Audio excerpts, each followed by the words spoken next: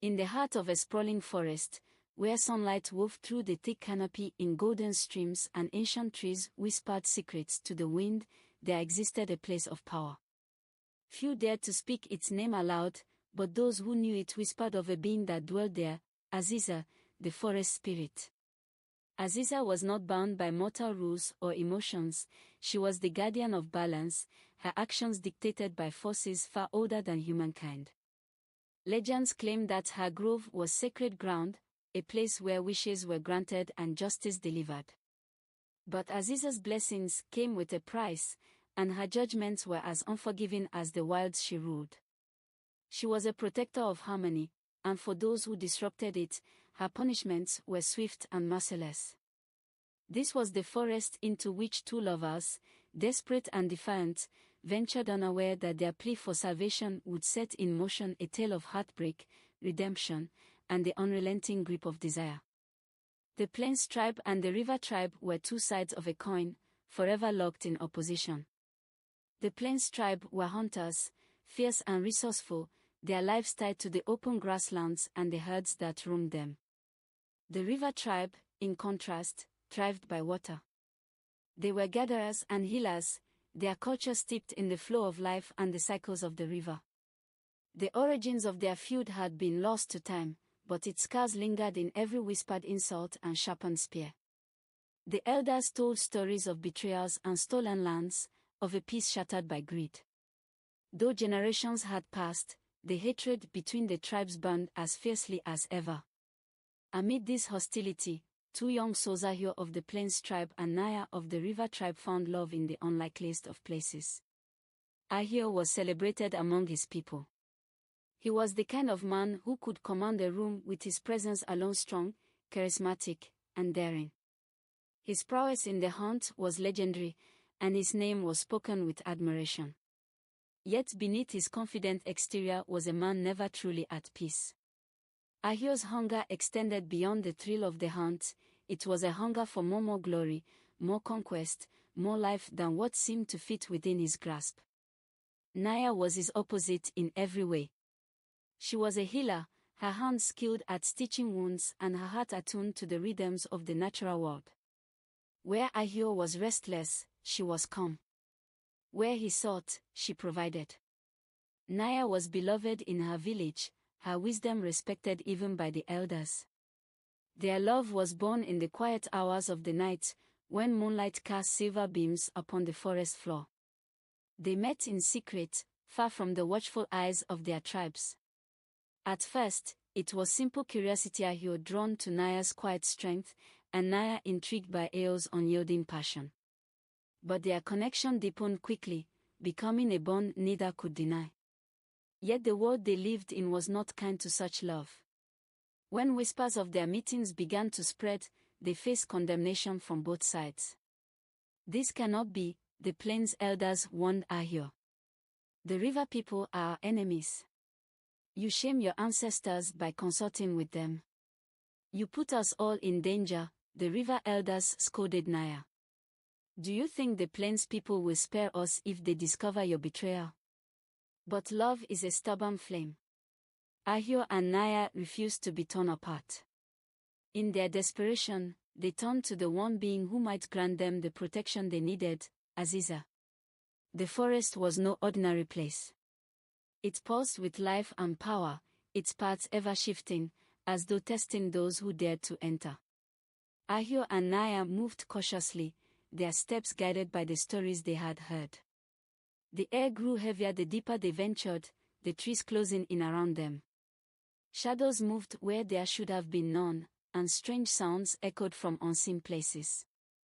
Naya gripped Ahio's arm tightly, her usual calm shaken. We are close, Ahio murmured, though his voice betrayed his own unease. At last, they reached the grove. It was like stepping into another world. The trees here stood taller, their roots forming intricate patterns on the ground. A soft, golden light bathed the clearing, and the air hummed with an energy that made their skin tingle. The lovers knelt together, their hands entwined as they called out to the forest spirit. Aziza, Naya whispered, her voice trembling. Great guardian, hear our plea. For a moment, there was nothing but the rustling of leaves. Then, the grove seemed to come alive. The golden light grew brighter, and from the mist emerged a figure. Aziza's form was otherworldly, her movements fluid like water, her eyes glowing with an intensity that made the lovers bow their heads. "You dare call upon me?" Aziza's voice was neither loud nor soft, but it carried the weight of a thunderstorm. "You seek my blessing, yet you come from tribes drenched in hatred and bloodshed. What makes you believe you are worthy of my favor?" Naya, trembling but resolute, lifted her gaze. "Our love is true, Great Spirit. We wish only to live in peace, free from the hatred of our people." Aziza's piercing gaze shifted to Ahio, and her expression darkened. "And you, hunter," she said, her voice sharp. "I see into your heart. You speak of love, yet you are driven by hunger for conquest, for more than what is yours. You claim devotion, but your soul is restless." Ahio bristled at her words but did not look away. "What I feel for Naya is real. I would do anything to protect her."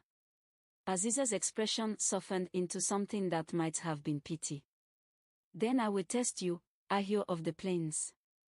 If your love is as strong as you claim, it will endure. But if it is not..." She raised her hand, and the air around them grew cold. Her voice rang out, carrying a power that made the earth tremble. "I curse you with insatiable lust. You will hunger, but you will never be satisfied. You will chase fulfillment, but it will always elude you. Only when you prove that your love is greater than your desires will the curse be lifted." At first, Ahio felt nothing. He dismissed Aziza's words as mere threats. But as the days turned to weeks, the curse began to take hold. It started as a restlessness, a gnawing need that he could not explain. Though he was with Naya, though she gave him her love and devotion, he found himself yearning for more. His gaze lingered on other women, his thoughts strained to what he could not have. The more he tried to resist, the stronger the pull became. Naya, heartbroken, watched as the man she loved spiraled deeper into the curse. She tried to bring him back, but Ahio's hunger led him to betray her. He sought comfort in fleeting pleasures, each one leaving him emptier than before. As Ahio spiraled deeper into the curse, Naya's heart broke piece by piece. She had stood by him through his initial struggles, whispering words of comfort and love even as his restlessness grew. But when Ahio began to seek solace in the arms of others, her faith faltered. She saw the man she loved consumed by desires he couldn't control, and no amount of her love could break the hold of Aziza's curse. Naya retreated to the riverbanks of her homeland, her soul aching with betrayal. Yet, even in her pain, she could not bring herself to hate Ahio. Instead, she turned to the craft that had always brought her solace healing. She sought guidance from the oldest healers of her tribe, women whose wisdom was said to stretch back to the days when the forest and river were one. They told her that Ahio's curse was a lesson, not just for him but for both of them. "Love is not enough to conquer the curse," one elder said, her voice like the rustling reeds. "Only sacrifice and humility can break the spell. If you truly love him, you must help him find his way." Naya decided to return to the forest, not to plead with Aziza but to understand the true nature of the curse. Meanwhile, Ahio had lost everything. His betrayal of Naya had driven a wedge between them, and the whispers of his infidelity had spread through the Plains tribe. Once a celebrated hunter, he now wandered the edges of his village, a shadow of the man he had been. The curse left him with no respite. Every fleeting moment of indulgence only deepened his emptiness, and every attempt to find satisfaction reminded him of what he had lost. His guilt over hurting Naya became an unbearable weight, yet he lacked the strength to face her again. One night, as he sat alone beneath a vast expanse of stars, he thought of the grove where it all began. The memory of Aziza's amber eyes haunted him. He realized he had sought her blessing not out of love but out of pride. He had wanted to defy the elders, to prove his love was indomitable. In doing so, he had underestimated the depth of what love truly demanded. Aiza resolved to return to the grove. He knew he could not undo the pain he had caused, but perhaps he could find a way to make amends. Before Aiza could act, tragedy struck. Rumors of his and Naya's forbidden love had reignited old tensions between the tribes. The Plains elders accused Naya of using her healing powers to bewitch Aiza, claiming she had cursed their best hunter. The river elders, in turn, accused Aiza of violating their sacred traditions and leading Naya astray. What began as a few heated exchanges turned into outright violence. Skirmishes broke out along the borderlands, and both tribes prepared for war. Caught in the middle, Naya was captured by the Plains tribe. They accused her of sorcery and betrayal, sentencing her to death. She was bound and brought to the central clearing of their village, where the people gathered to witness her execution. When Aiza learned of Naya's capture, he knew he had to act. He raced back to his village, arriving just as the executioners prepared to carry out their grim duty. The crowd was restless, their anger fed by years of mistrust and hatred. Aiza stepped forward, his voice cutting through the commotion. "Stop," he cried, his tone commanding. The crowd turned to see him, their once great hunter now a disheveled, broken man. "If there is anyone to blame for this, it is me," Aiza continued, stepping toward the platform where Naya knelt. "I betrayed her. I betrayed all of you. I am the one who sought Aziza's blessing, and I am the one who bears the curse. Punish me, not her." The Plains elders were unmoved.